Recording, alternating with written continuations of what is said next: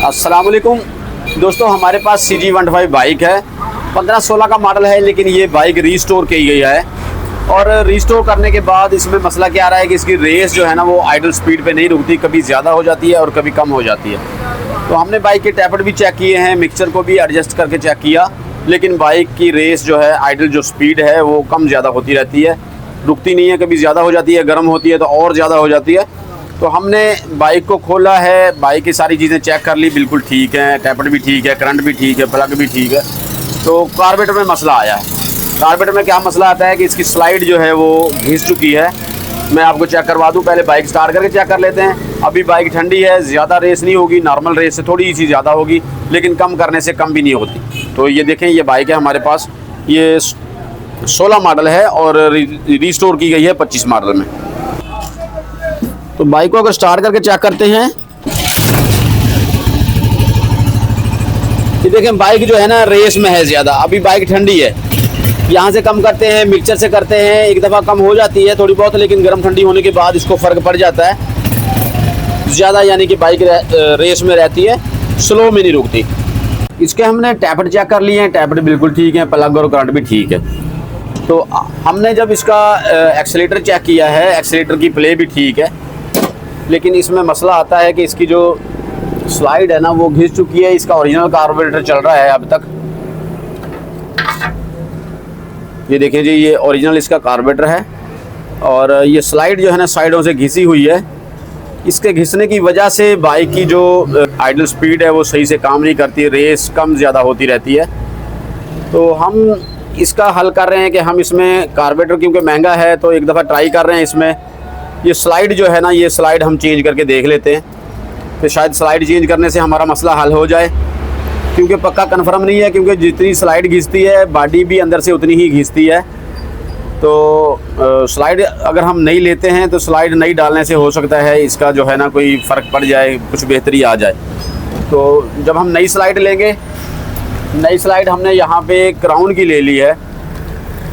Crown की slide आपको आराम से आसानी से मिल जाती है हर जगह से। CG125 यूरो 2 मॉडल है ये, और इसके ऊपर भी लिखा होता है CG125 यूरो 2। तो अभी इसके साथ जो है ये नहीं आती है, जो इसकी सिलाई वगैरह ये नहीं आती। सिलाई हमने यही लगानी होती है, यहाँ पे अंदर एक इसकी स्प्रिंग और लॉक लगा होता है, इसको हमने निकालना होता है इस तरीके से। थोड़ा सा इसको दबा के हमने साइड में घुमाना है लॉक को।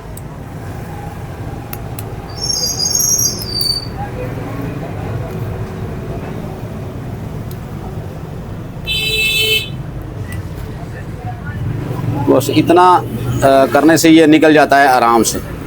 ये देखिए, ये इसके अंदर स्प्रिंग लगा होता है एक, और ये इसकी सिलाई निकल आएगी। सिलाई के नीचे ऊपर कोई चीज़ नहीं है, बस इसी तरीके से हमने न्यू स्लाइड खोलनी है।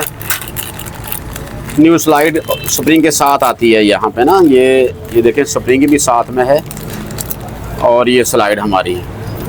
स्लाइड का साइज़ जो है वो सेम टू सेम होता है, कोई 19-20 का भी फ़र्क नहीं होता है। बाकी ये है कि क्योंकि बॉडी भी अंदर से घिसी होती है, ये एक रिस्की सा काम है। भी हो सकता है कि रेस कंट्रोल ना हो सकता है कि हो जाए, 50-50 चांस होते हैं, क्योंकि घिसी हुई है, हो सकता है हो जाए, और बॉडी घिसी हुई है तो हो सकता है ना भी हो। तो चलें खैर लगा के चेक कर लेते हैं। सिलाई को हमने लगाना है इस तरीके से, और लॉक को बिल्कुल उसी तरीके से हमने फिर घुमा के लगा देना है जिस तरीके से हमने इसको खोला था। देखिए जी, लॉक हमारा लग गया है। और स्प्रिंग जो है ये हम नया ही लगा लें तो बेहतर है, क्योंकि ये साइडों से बारीक है। अगर नया नहीं लगाएंगे तो ये पुराने वाला भी चल जाता है, पुराना ही लगा लें, ये भी ठीक है, कोई मसला नहीं है। फिटिंग का भी कोई इशू नहीं होता इसमें। तो ये पुराने वाला जानी नहीं लगा देते हैं हम। फिटिंग करने का वही तरीका है कि इसको हमने स्प्रिंग को अंदर लगा देना इस तरीके से, और ये हम लगा देंगे स्लाइड इस तरीके से। तो जी स्लाइड हमारी फिट हो चुकी है। ये छोटा कट जो है हमने बाहर की तरफ रखना है, जिस तरफ हमारा आइडल स्क्रू लगा होता है। ये लंबी झरी जो है ये अंदर की जानिब जाएगी।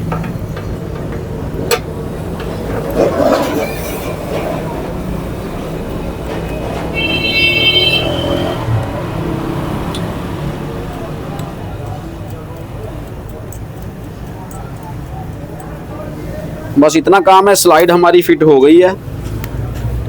अब बाइक को स्टार्ट करके चेक कर लेते हैं कि हमारी जो आइडल स्पीड है वो ठीक हुई है या नहीं। इसके अलावा भी इसमें चीज़ें होती हैं, जैसे हमारे टैपर्ड अगर टाइट होंगे फिर भी रेस नहीं रुकेगी। अगर हमारा इंसुलेटर टूटा रहेगा कहीं से फिर भी जो है वो रेस लेगी।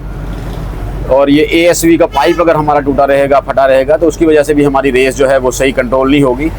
तो ये सारी चीज़ें चेक करने के बाद फिर हमने इस तरफ आना है, वरना कार्बोरेटर जो है जल्दी ख़राब होने वाली चीज़ नहीं है। इसको इस तरह जल्दी तब्दील नहीं करना है स्लाइड को। तो चलें अभी स्टार्ट करके चेक कर लेते हैं।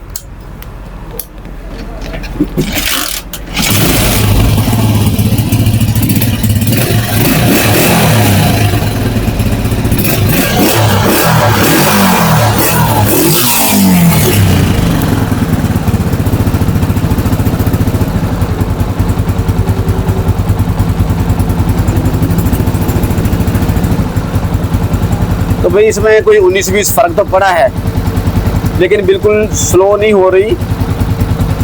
मिक्सचर को भी अगर हम छेड़ते हैं, टाइट या लूज करते हैं,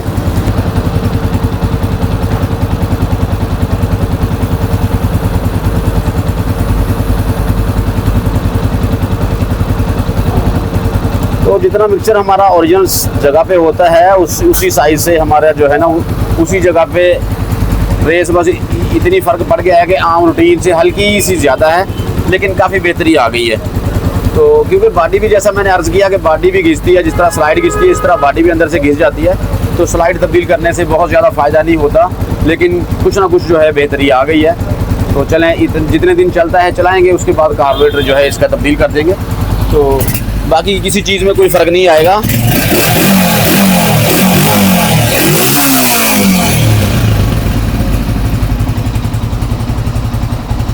तो दोस्तों यही थी हमारी आज की वीडियो। उम्मीद है वीडियो आपको अच्छी लगेगी। वीडियो अच्छी लगी हो तो लाइक करके दोस्तों के साथ शेयर कर दें। मिलते हैं किसी नई वीडियो में, इजाज़त चाहते हैं। अल्लाह हाफिज़।